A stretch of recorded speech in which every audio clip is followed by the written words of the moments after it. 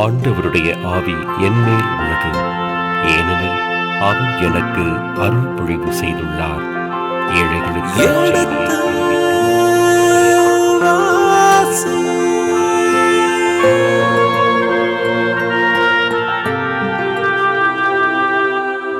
எடுத்து வாசி.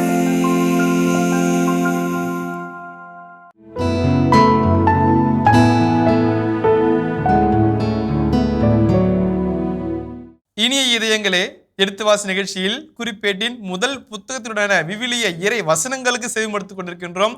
கடந்த பகுதியின் தொடர்ச்சியை இன்று தொடங்குவோம். வாருங்கள் நிகழ்ச்சிக்குள் சொல்வோம். உங்கள் சார்பாக தந்தை அவர்களுக்கு வணக்கம் சொல்லி நிகழ்ச்சியை தொடங்குவோம். வணக்கம். வணக்கம்.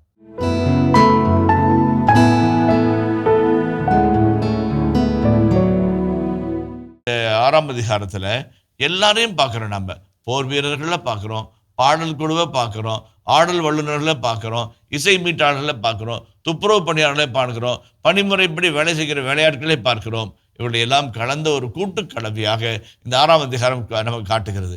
எல்லாருமே முக்கியம், எல்லாருமே முக்கியம். சில சமயத்தில் ஒரு சில இடத்துல ஒரு சில ஆளுங்க என்ன பண்ணுற தப்பு என்னன்னாக்க, ஒரு 5 பேரை வச்சுக்குவாங்க. ஒரு 5 பேர் வச்சு அவங்கள வச்சுக்கிட்டு எல்லாத்தையும் செஞ்சுட்டு இருப்பாங்க. அவங்க 5 பேர் சொல்கிறது தான் சட்டம். இவர் ஒருத்தர் 5 பேர்கிட்ட சொல்லுவார், இவங்க 5 பேர் 50 பேர்கிட்ட சொல்லுவாங்க. 50 பேர் அவங்க ராஜாங்களாக செயல்பட்டு இருப்பாங்க.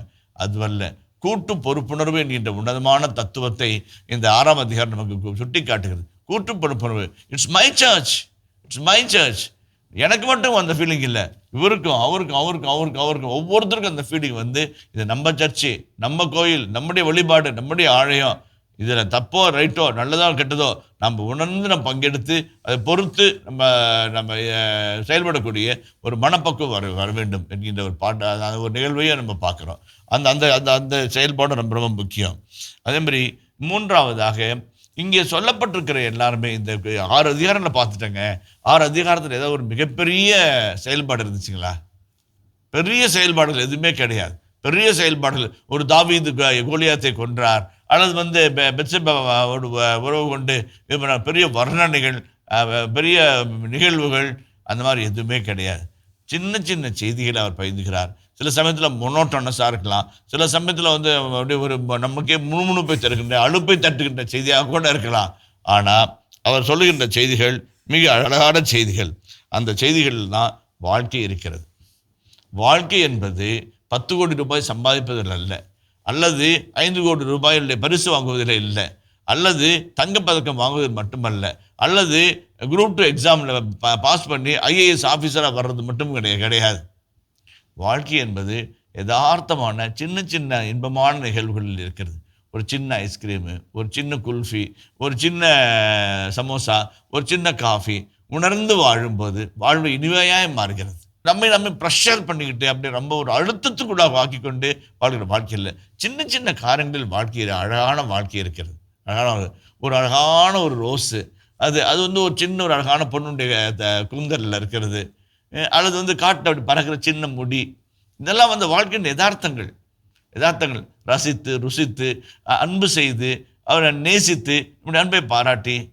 அதான் ஒரு பையன் ஒரு தம்பி சொன்னார், எங்கள் தமிழ் பார்த்துட்டு நான் பேசிகிட்டு இருக்கும்போது, சார் உங்களுக்கு ரொம்ப பிடிக்கும் சார் அப்படின்னா, நானும் அவரை பாராட்டி நின்றுக்கிறேன். அமைதியாக நான் வந்தவொடனே நான் போயிட்டேன். அவன் குடுக்குன்னு வந்துட்டு சொன்னான், ஏன் பாருனர் இன்னைக்கு ஸ்கூல் முடியுதுங்க சார், நான் வீட்டுக்கு போயிட்டு இனிமேல் அப்புறம் காலேஜுக்கு போயிடுவேன் சார் அப்படின்னா. சொல்லுப்பா என்ன விஷயம் அப்படின்னாரு. சார் நான் எப்போ சின்ன சின்ன காரியம் செஞ்சாலும் நீங்கள் சத்தமாக எல்லாருக்கும் முன்னாடி பாராட்டி கைத்தட்ட வைப்பீங்க சார். அதனாலே என்னுடைய ஆளுமை மாறுனுச்சு சார். நல்லது செய்யணும், நல்லது மட்டும் செய்யணுன்ற ஒரு எண்ணெண்ணுக்குள்ளே வந்துச்சு சார்.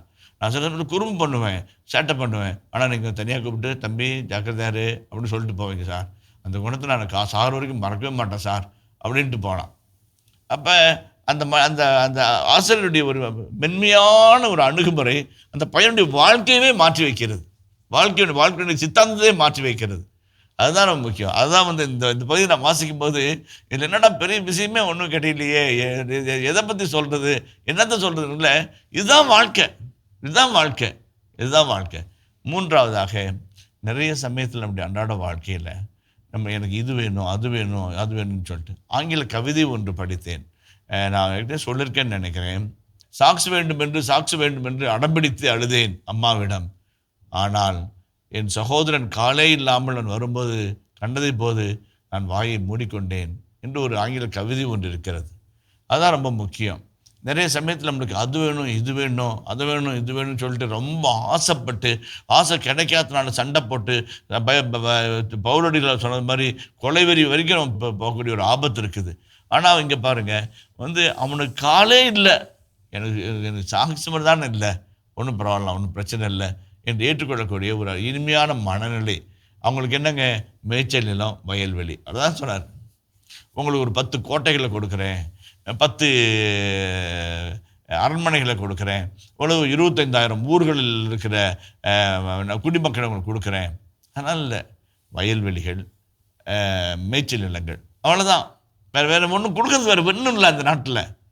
ஏன்னா மக்கள் நாடு கடத்தப்பட்டு திரும்பி வந்த பிற்பாடு எல்லாம் அழிந்து விட்டது, எல்லாம் நிர்மூலமாகிப்பட்டு விட்டது, எல்லாம் ஒழிந்து போனது, எல்லாம் அழிந்துபட்டு அப்படியே ஒரு நிராதாரணமான நிலையில் இருக்கின்ற போது அவளுக்கு கிடைப்பது ஒரு பெரிய பொக்கிஷமாக இருந்தது. ஓகே, இதை வச்சு சாதிக்கலாம் என்று அவர்கள் நினைத்தார்கள். அதுதான் ரொம்ப முக்கியம். அட்டாமிக் ஹேபிட்ஸ் அப்படின்ற ஒரு புத்தகத்தை படித்தேன். ஜேம்ஸ் கிளியர் என்று சொல்லப்படுகின்ற உலக புகழ்பெற்ற ஆசிரியர் அந்த புத்தகத்தை சமீபத்திலே தான் எழுதியிருக்கிறார்.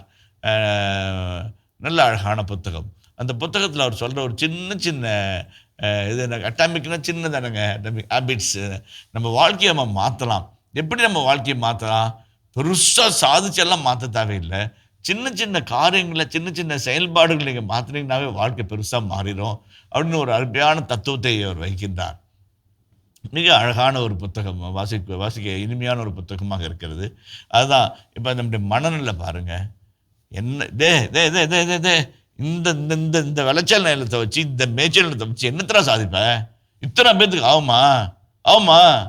அப்படிதான் நினைச்சாங்க. சீடர்கள் கூட சொன்னாங்க, ஆண்டவரே என்ன பேச்சு பேசுறீங்க நீங்கள்? 200 தெனாரியத்துக்கு அப்போ வாங்கினா ஆளுங்க ஒரு சின்ன பீஸு கிடைக்காது. நீங்கள் என்ன நினச்சிட்டு பேசிட்டு இருக்கிறீங்க? எங்கே இருக்கிறோம்? என்ன பேசுறீங்க? சாமி அப்படியே அழட்டிக்கவே இல்லை. உங்கள்கிட்ட என்ன இருக்குதுன்னு கேட்டார். உங்கள்கிட்ட என்ன இருக்குதுன்னு. இங்கே ஒருத்தன் 5 அப்பம் 2 மீனுக்கு தானே, அதை வச்சு என்ன பண்ணுறது? கொண்டாங்கன்னார். நம்மகிட்ட இருக்கிறத ஆண்டு கொடுத்தா போதும். அவர் மிகுதிப்படுத்துவார். அவர் நிறைவாய் மாற்றுவார். நம்மகிட்ட என்ன இருக்குதோ அதை அவர்கிட்ட கொடுக்கக்கூடிய வல்லம் இருக்கணும். ஆண்டவரே, என்கிட்ட இருக்கிறது மேய்ச்சல் நிலம் தான், என்கிட்ட இருக்கிறது இந்த வயல்வெளி தான், இதை வச்சு நான் என்ன செய்யணும்னு நீங்கள் சொல்லுங்கள், இதை வச்சு நான் என்ன எப்படி நான் மேம்படணும்னு நீங்கள் சொல்லுங்கள் என்று அவரிடம் ஒப்பு கொடுத்தார்கள், வளர்ந்தார்கள். இன்றைக்கு அமெரிக்காவினுடைய பொருளாதாரத்தை ஆட்டி அசைத்து பார்க்கிற ஒரு பெரிய சக்தியாக அவர்கள் இருக்கிறார்கள். நாம் கத்திரிக்காய் விற்போம், அவன் வைரம் விற்கிறான். நாம் பொடலங்காய் விற்போம், அவர்கள் ஆயுதங்களை விற்கிறார்கள். இந்திய அரசாங்கம் $900 பில்லியன் அவரிடமிருந்து ஆயுதம் வாங்கி இருக்கிறது கடந்த காலங்களிலே. அதுதான் சொல்ல வந்தேன். அதாவது வாழ்க்கை என்பது அணுகுமுறையை பொறுத்து. விளைச்சல் நிலம் ஒரு சின்ன ஒரு இதை விட்டுடாமல் தொடர்ந்து போகக்கூடிய ஒரு நல்ல மனநிலை நமக்குலாம் வர வேண்டும். அதுதான் நான் ரொம்ப அடிப்படையாக சொல்ல வேண்டியது. அதே மாதிரி இன்னொன்று ரொம்ப ரொம்ப பிடிச்சமான ஒரு செய்தியாக இந்த செய்தியை நான் பார்க்குறேன். இஸ்ராயல் மக்கள் நீங்கள் சொன்ன மாதிரி நாடு கடத்தப்பட்ட பின் திரும்பி வந்தபோது அவர்கள் நினைத்தார்கள், பாலும் தேனும் ஓடும் கானான் நாடு மீண்டும் நமக்கு வசப்படும், ஆண்டவர் நமக்காக போராடுவார், நமக்கு எதிர்த்து வல்ல எதிரிகள் யாரும் இருக்க மாட்டார்கள் என்றெல்லாம் கனவோடு வந்தார்கள். கனவுகளெல்லாம் தகர்க்கப்பட்டு ஒரு பாழடைந்து போன ஒரு நாட்டின் முன்பாக, இடிந்து போன நாட்டிற்கு முன்பாக, கரைந்து போன ஒரு காட்டின் முன்பாக நின்று போய் கதறிக்கொண்டு நின்றார்கள்.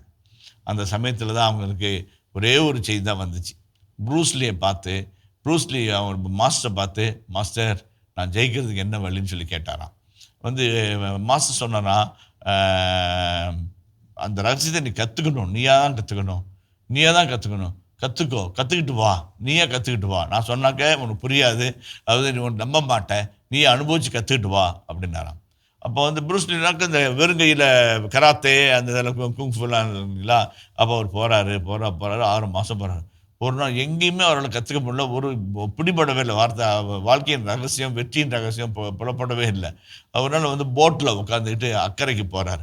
அக்கறை போக்கில் ஒன்றும் புரியலன்னு சொல்லிட்டு தண்ணியை ஓங்கி அடிச்சாருங்களாம். அடிக்கல, தண்ணி அடித்த அடியில் அப்படியே தண்ணி தானாக அப்படி விலகிட்டு இவர் கையை எடுத்தோடனே அப்படியே மட்டும் ஒன்றா வந்து சேருதுங்களாம். பார்த்துட்டு மனசுக்குள்ள பொறி தட்டின மாதிரி இருந்துச்சான். எதிர்த்து நிற்கக்கூடாது, உள்வாங்கி அடிக்கணும் அப்படின்னு நினச்சிக்கிட்டாராம். அப்போ தான் இப்போ இந்த கையை உறுதியாக வச்சுக்கிட்டு அடிச்சுன்னா இங்கே அடித்தா நம்மளுக்கு பலம் சேதாரம் அதிகமாகும். அதையே வந்து கொஞ்சம் இதாக வச்சு அந்த தண்ணியை போல் வாழ்க்கையை மாற்றிக்கணும். எந்தெந்த இடத்துல நம்ம விட்டு கொடுக்கணுமோ அந்த இடத்துல அப்படி விலகி கொடு. எங்கெங்கெல்லாம் உறுதியாக இருக்கணுமோ அங்கெல்லாம் உறுதியாரு. எங்கெங்கெல்லாம் புகுந்து அடிக்கணுமோ புகுந்து அடித்து நிரம்பிக்கிட்டு போ. அந்த வாழ்க்கையின் தத்துவத்தை அழகாக கற்றுக்கிட்டாரு. கடைசி வரைக்கும் அவர் வெல்ல முடியாத மனிதராக மாறினார். அதுதான் வந்து இஸ்ராயல் மக்கள் வந்து அந்த கரடுமுரடான அந்த காட்டின் மீதும் மலை கோட்டையின் மீதும் சமவாரர்களினால் ஆக்கிரமிப்பு செய்யப்பட்ட பகுதிகளில் அவங்க இருந்தபோது அவங்க வந்து வாழ்க்கையை யதார்த்தமாக பார்த்தாங்க. இதுதான் வாழ்க்கை, வந்துட்டோம், திரும்பிலாம் போக முடியாது, திரும்பிலாம் போக மாட்டோம், வாழ்ந்து காட்டுவோம் என்று வாழ்ந்தார்கள்.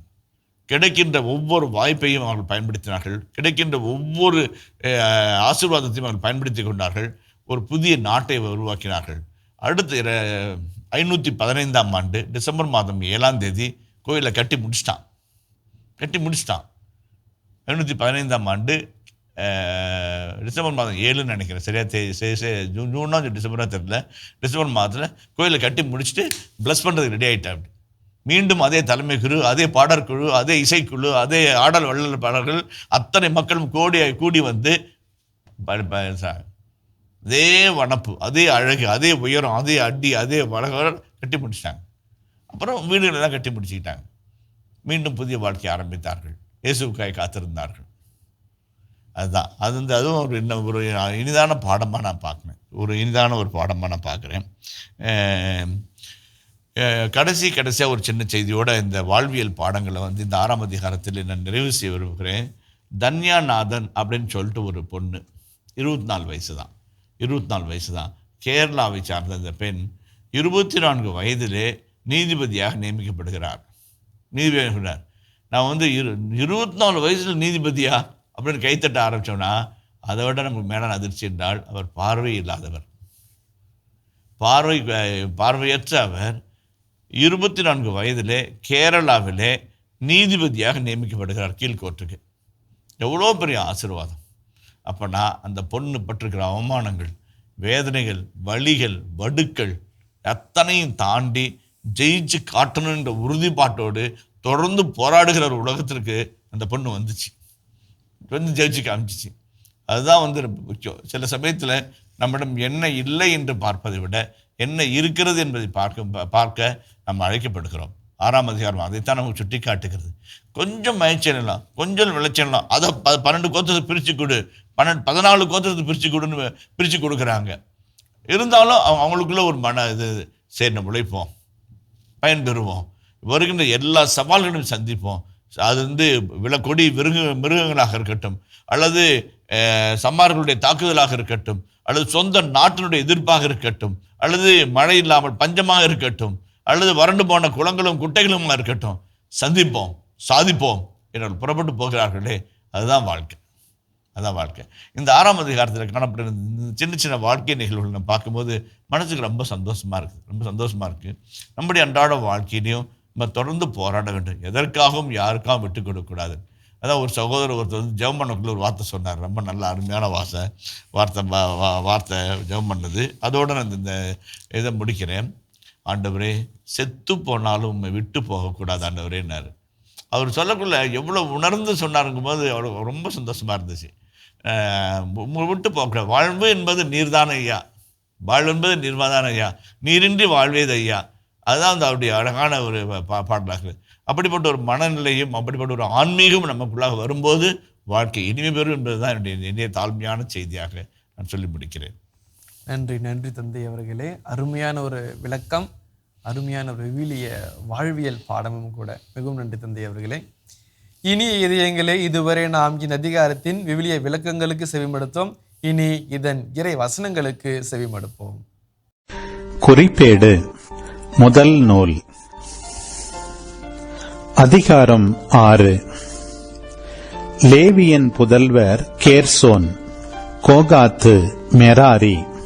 கோகாத்தின் புதல்வர் அம்ராம், இட்சகார், எப்ரோன், உசியேல். அம்ராமின் புதல்வர் ஆரோன், மோசே, மிரியாம். ஆரோனின் புதல்வர் நாத்தாபு, அபிகு, எலையாசர், இத்தாமர். எலையாசருக்கு பினகாசு பிறந்தார். பினகாசுக்கு அபிசூவா பிறந்தார். அபிசூவாவுக்கு புக்கி பிறந்தார். புக்கிக்கு உசி பிறந்தார். உசிக்கு செரகியா பிறந்தார். செரகியாவுக்கு மெரையோத்து பிறந்தார். மெரையோத்துக்கு அமரியா பிறந்தார். அமரியாவுக்கு அகித்தூபு பிறந்தார். அகித்தூபுக்கு சாதோக்கு பிறந்தார். சாதோக்குக்கு அகிமாசு பிறந்தார். அகிமாசுக்கு அசரியா பிறந்தார். அசரியாவுக்கு யோகனான் பிறந்தார். யோகனானுக்கு அசரியா பிறந்தார். சாலமோன் எருசலேமில் கட்டிய திருக்கோவிலில் குருவாக பணிபுரிந்தவர் இவரே. அசரியாவுக்கு அமரியா பிறந்தார். அமரியாவுக்கு அகித்தூபு பிறந்தார். அகித்தூபுக்கு சாதோக்கு பிறந்தார். சாதோக்குக்கு சல்லூம் பிறந்தார். சல்லூமுக்கு எல்கியா பிறந்தார். எல்கியாவுக்கு அசரியா பிறந்தார். அசரியாவுக்கு செராயா பிறந்தார். செராயாவுக்கு யோசதாக்கு பிறந்தார். ஆண்டவர் நெபுகத்நேசரின் கைவன்மை கொண்டு எருசலேமையும் யூதாவையும் சிறைப்படுத்திய போது யோசதாக்கும் நாடு கடத்தப்பட்டார். லேவியின் புதல்வர் கேர்சோம், கோகோத்து, மெராரி. கேர்சோமின் புதல்வர் பெயர்கள் இவையே: லிப்னி, சிமயி. கோகாத்தின் புதல்வர் அம்ராம், இட்சகார், எப்ரோன், உசியேல். மெராரியின் புதல்வர் மக்லி, மூசி. இவர்கள் அவர்களின் மூதாதை வழி வந்த லேவியர் குடும்பங்கள். கேர்சோமின் புதல்வர் லிப்னி. அவர் மகன் யாகத்து. அவர் மகன் சிம்மா. அவர் மகன் யோவாகு. அவர் மகன் இத்தோ. அவர் மகன் செராகு. அவர் மகன் எயத்தராய். கோகாத்தின் புதல்வர் அம்மினதாபு. அவர் மகன் கோராகு. அவர் மகன் அசீர். அவர் மகன் எல்கானா. அவர் மகன் எபியசாபு. அவர் மகன் அசீர். அவர் மகன் தாகத்து. அவர் மகன் ஊரியேல். அவர் மகன் உசியா. அவர் மகன் சாவூல். எல்கானாவின் புதல்வர் அமாசாய், அகிமோத்து. அவர் மகன் எல்கானா. அவர் மகன் சோப்பாய்.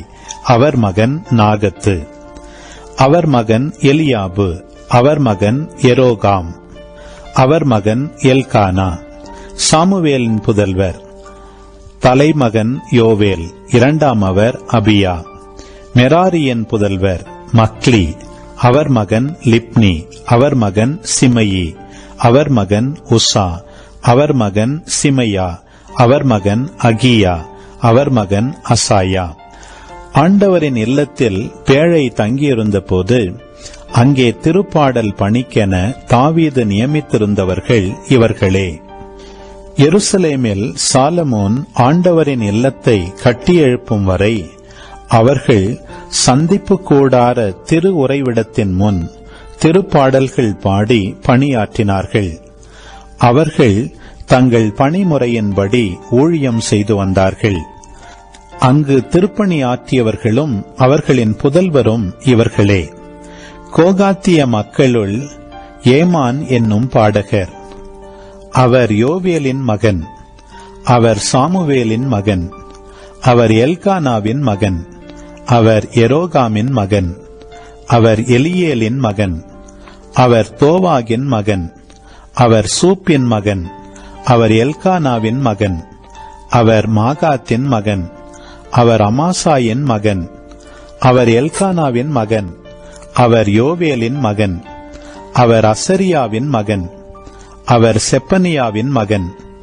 அவர் தாகத்தின் மகன். அவர் அசீரின் மகன். அவர் எபியாசாபின் மகன். அவர் கோராகின் மகன். அவர் இஸ்காரின் மகன். அவர் கோகாத்தின் மகன். அவர் லேவியின் மகன். அவர் இஸ்ரவேலின் மகன். ஏமானின் வலப்புறம் பணியாற்றியவர் அவர் சகோதரர் ஆசாபு. ஆசாபு பெரக்கியாவின் மகன். அவர் சிமையாவின் மகன். அவர் மிக்கேலின் மகன். அவர் பாசேயாவின் மகன். அவர் மல்கியாவின் மகன். அவர் எத்னியின் மகன். அவர் செராகின் மகன். அவர் அதாயாவின் மகன், அவர் ஏத்தானின் மகன், அவர் சிம்மாவின் மகன், அவர் சிமையின் மகன், அவர் யாகாத்தின் மகன், அவர் கேர்சோமின் மகன், அவர் லேவியின் மகன். ஏமானின் இடப்புறம் பணியாற்றிய அவர்களின் சகோதரரான மெராரியின் புதல்வர்.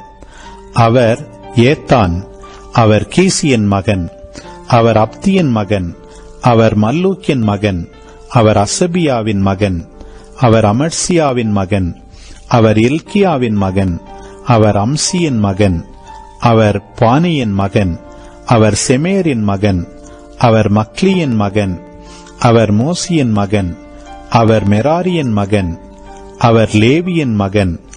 அவர்கள் சகோதரராகிய பிற லேவியர் கடவுளது இல்லத்தின் திரு உறைவிடத்து அனைத்து பணிகளுக்கும் என்று நியமிக்கப்பட்டனர். ஆரோனும் அவர் புதல்வரும் எரிபலி பீடத்தில் பலியிட்டு தூப பீடத்தில் தூபம் காட்டினர். அவர்கள் திரு தூயகம் தொடர்பான அனைத்து திருப்பணிகளையும் செய்து ஆண்டவரின் ஊழியன் மோசேயின் கட்டளைப்படி இஸ்ரேலுக்கென பாவம் போக்கும் பலி செலுத்தி வந்தார்கள். ஆரோனின் புதல்வர் இவர்களே: பினகாசின் மகன் எலையாசர், அவர் மகன் அபிசூவா, அவர் மகன் புக்கி, அவர் மகன் உசி, அவர் மகன் செரகியா, அவர் மகன் மெரையோத்து, அவர் மகன் அமரியா, அவர் மகன் அகித்தூபு, அவர் மகன் சாதோக்கு, அவர் மகன் அகிமாசு. லேவியரின் எல்லைகளுக்குள் விழுமாறு குறிக்கப்பட்ட குடியிருப்புகள் இவையே. ஆரோன் புதல்வருள் கோகாத்திய குடும்பத்தாருக்கு முதல் சீட்டு விழுந்தது. அதன்படி யூதா நாட்டில் உள்ள எபிரோனும் அதை சுற்றியுள்ள மேய்ச்சல் நிலங்களும் அழிக்கப்பட்டன. அந்நகரில் வயல்வெளிகளும் அதன் சிற்றூர்களும் எபுன்னேயின் மகன் காலேபுக்கு அளிக்கப்பட்டன. ஆரோனின் புதல்வருக்கு வழங்கப்பட்ட புகலிடங்கள்: எபிரோன், லிப்னா அவற்றின் மேய்ச்சல் நிலங்கள், யத்தீர், எஸ்தமோவா அவற்றின் மேய்ச்சல் நிலங்கள், ஈலேன் அதன் மேய்ச்சல் நிலங்கள், தெபீர் அதன் மேய்ச்சல் நிலங்கள், ஆசான் அதன் மேய்ச்சல் நிலங்கள், பெத்செமேசு அதன் மேய்ச்சல் நிலங்கள்.